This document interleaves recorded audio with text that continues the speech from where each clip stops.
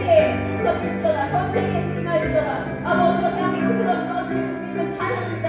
이제 하나님의 사람들이 세워서 정말 하나님께 집중하여 기도하고 각자의 목소리가 자각하는 분들 하나님 함께 하셔서 생명사를 하셔서 안전한 곳에 피난할 수 있게 역사하여 하셔서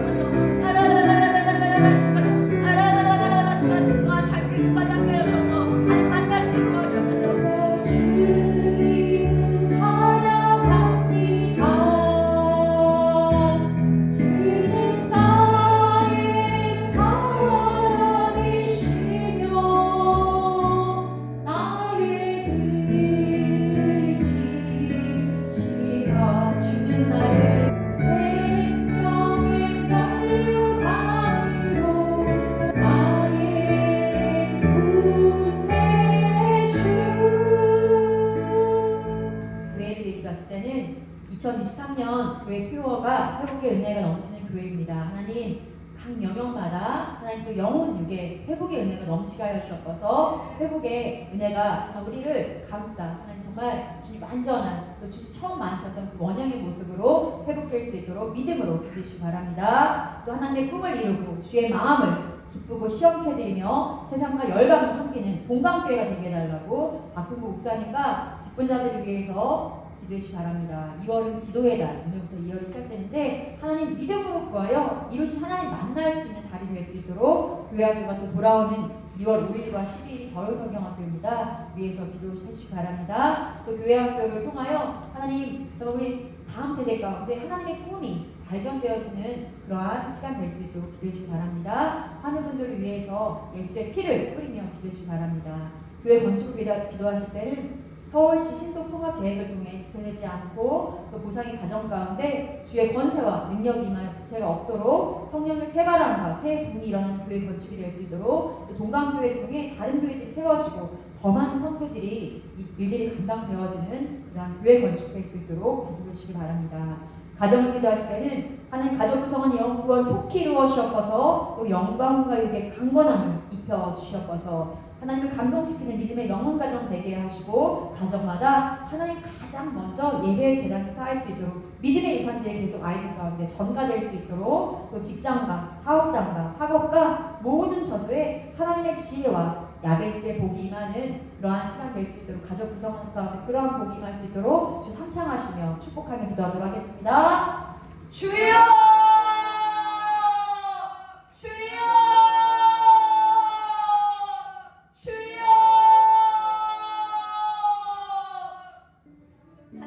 건강을 향한 하나님 아버지의 비전과 아버지의 마음을 우리까지 부어주셔서 하나님 그동안 나라 뒤로 나타나시고 아버지의 뜻을 발견하는 말씀을 되돌릴 수 있게 없어요. 내가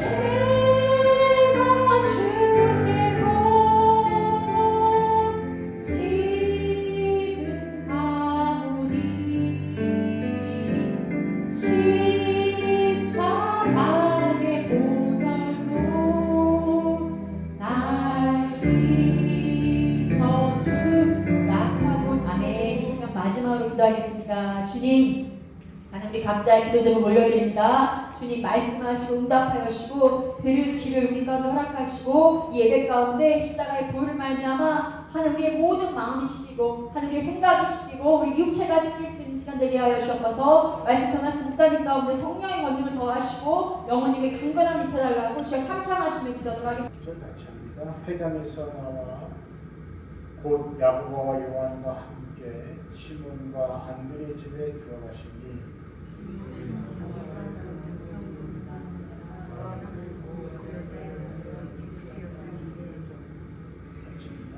나아가사 그 소문자가 일으키시니 열병이 여자가 그들에게 수종이라.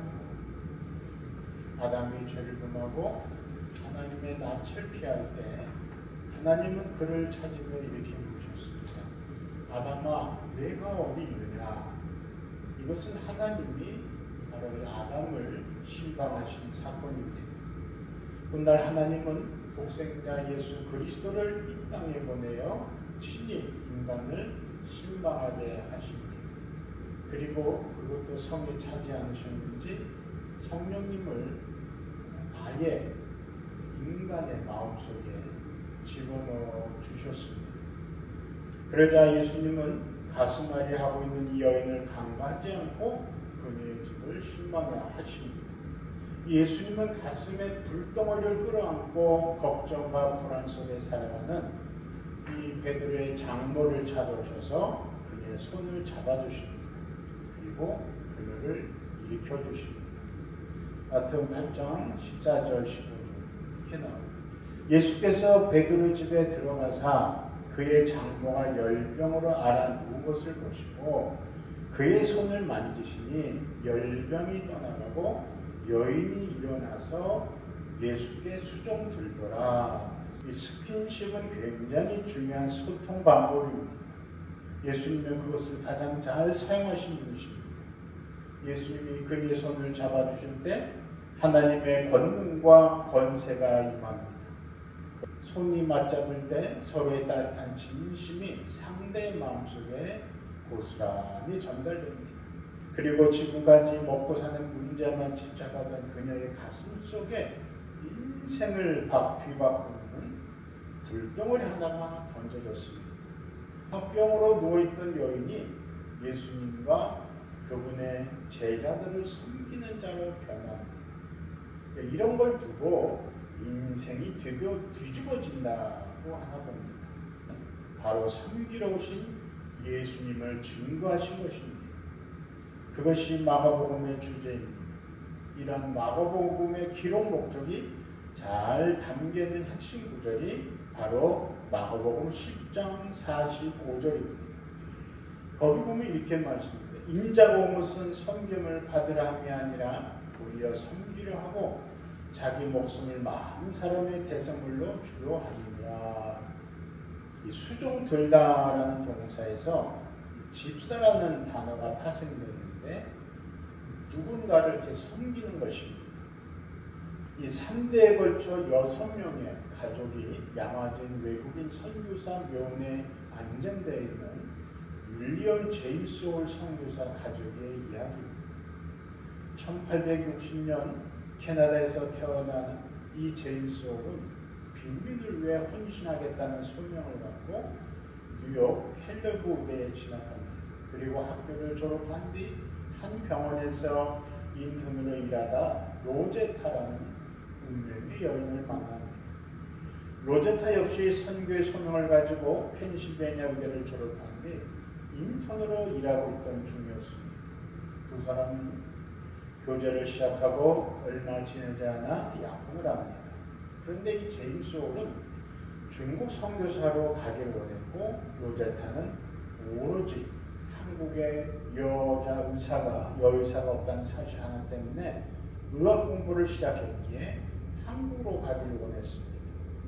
당시 한국에는 많은 여성들이 남자 의사에게 신체를 노출한 것을 수치로 여겼기 때문에 진료조차 받지 못하고 목숨을 잃은 경우가 많았습니다.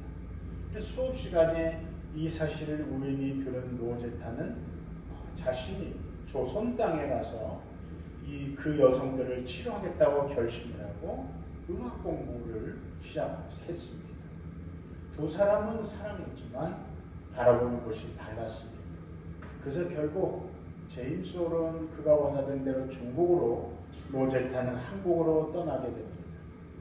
그러다가 그름에 사무친 제임스 홀이 선교도 좋지만 사랑하는 여인이 있는 나라로 보내주십시오 하고 선교본부에 선교지 변경 요청을 합니다. 그렇게 중국에 간 지 1년 만에 그는 로제타가 있는 한국으로 날아옵니다. 그리고 두 사람은 한국에서 결혼식을 한 우리나라 최초의 외국인 부부가 됩니다. 그 뒤에 이 부부는 한국에서 열심히 선교활동을 합니다. 수차례 전쟁을 겪고 제임스 홀이 풍토병에 걸려서 34세 나이로 목숨을 잃는 아픔도 겪습니다. 당시 그들 부부에게는 어린 아들이 하나 있었고 로제타는 임신을 한 상태였습니다. 남편을 잃은 상실감에 그녀는 미국으로 건너갔고 그곳에서 딸을 낳았습니다. 그러다가 3년 만에 다시 조선 땅으로 남매를 데리고 돌아옵니다. 그런데 안타깝게도 딸마저 전염병에 걸려 생명을 잃고 맙니다. 가족사를 보면 로제타는 이 나라 조선 대한민국을 이 땅을 위해 너무나 많은 희생을 치른 여인입니다. 최초의 이 나라에서 결혼한 외국인 부부였고 참으로 그들이 배운 의료를 위하여 많은 희생을 했지만 이 안타까운 이런 일들 너무 많은 희생을 치르게 됩니다.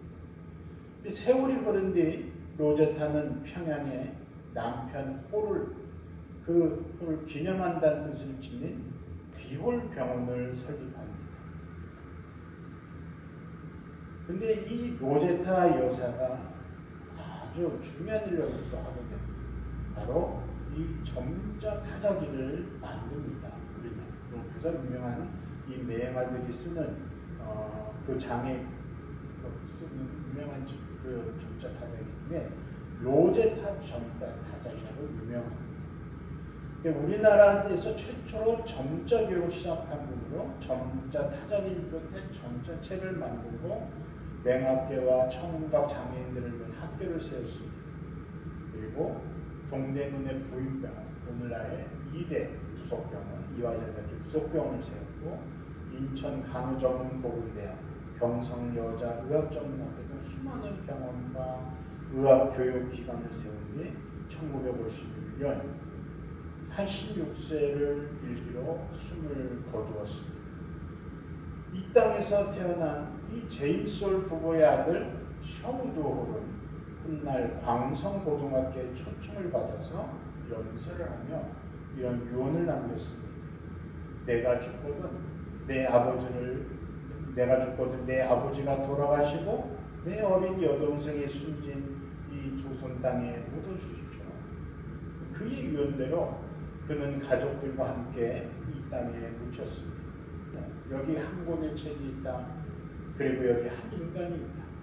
이 책보다 더 위대한 양아진에 묻힌 선교사들은 모두 젊은 청년들이었다. 그들은 24, 26 사이에 한국 땅에 무모하게 건너와서 결코 무모하지 않게 죽어간 청년들이다. 그들이 처음 생명부지의 나라 조선에 간다고 했을 때 사람들은 모두 무모하다고 했다. 실제로 그들은 사랑하는 가족을 잃고 목숨을 기도했다. 그렇게 헌신했지만 정작 복음 전파는 불법이라 거절당하고 낯선 이방인으로 무고당하고 사역의 열매는 변변치 못했다. 그러나 이방인 그리스도인들은 한국을 포기하지 않았다. 죽기까지 사랑했고 죽어서도 그들의 자녀들이 사명을 이어갔다. 세상은 결코 이해할 수 없는 신비로운 사랑의 사명이었다. 이해받지 못했으나 그 신실한 신앙과 사랑이 고마워 조금씩 성교의 문이 열리더니 120여 년이 지난 이 땅의 방방곡곡마다 교회가 세워지고 천만의 그리스도인들이 생겨났다.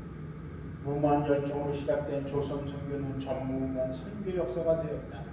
한국의 그리스도인으로서 양아진에 묻힌 선교사들과 그 가족들에게 갚을 수 없는 빚을 졌다. 한국의 그리스도인들은 이제 죽도록 사랑하지 않으면 모두 죄인이 되었다. 그것이 목숨을 놓고 대를 이은 그들의 사랑에 대한 도리이다. 그러나 예수 그리스도를 제대로 만난 사람은 그분을 사랑하기에 순종할 수밖에 없습니다. 수종 들고 섬기는 자로 일어설 수밖에 없습니다. 베드로의 장모는 예수님의 손에 붙잡혀 그동안 살아온 물리적인 삶의 자리에서 일어났습니다. 그리고 그 순간 예수님을 수종드는 인생으로 변화되었습니다. 하나님과 그분의 백성들을 섬기는 인생을 살게 되었습니다. 그래서 사도 바울은 빌립보에서 이렇게 고백합니다. 빌립보서 3장 10절로 14절. 형제들아 나는 아직 내가 잡은 줄로 여기지 않냐고 오직 하늘 즉 뒤에 있는 것을 잊어버리고 앞에 있는 것을 잡으려고 표들 향하여 그리스도 예수 안에서 하나님이 위에서 부르신 부름의 상을 위하여 달려 가노라. 그는 오직 한 가지 사명을 위해 달려간다고 그랬습니다.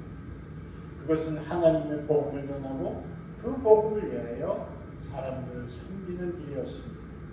주님이 다시 오실 그날까지 사도 바울처럼 오직 하나의 표들 향하여 전력 질주하는 인생이 복 있는 인생입니다.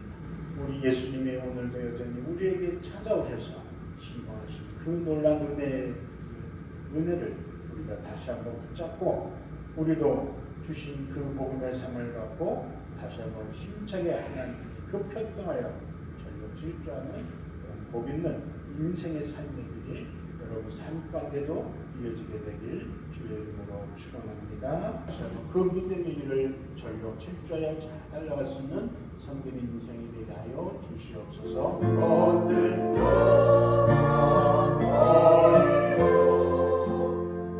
우리 구주 오시오